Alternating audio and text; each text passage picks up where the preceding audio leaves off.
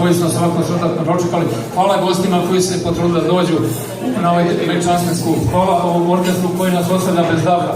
Izvanredno sviraju i pevaju. Za večeras ja sam jedan mali skroman pesnik iz Osečine, jednog malog mesta, i izdao sam dve zbirke dečjih pesama, zbirke poezije, dečje poezije, i večeras ću nešto malo zbiljnije pokušati da izrecitujem. To iz treće zbirke. Pesma se zove Levih patika par. Levih patika par. Pitaš me, sine, šta da mi kupiš, otkud za mene odjednom dar.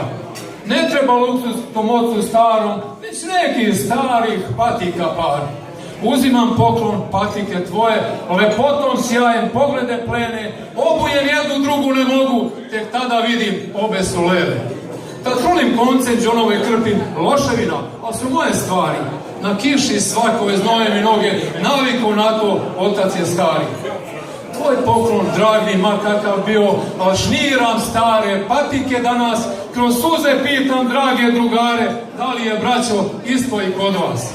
Pod ključem držim patike tvoje, stare su pukle pa nisu tesne, čekaj su poklon od sina drugog, nadam se nosi patike desne.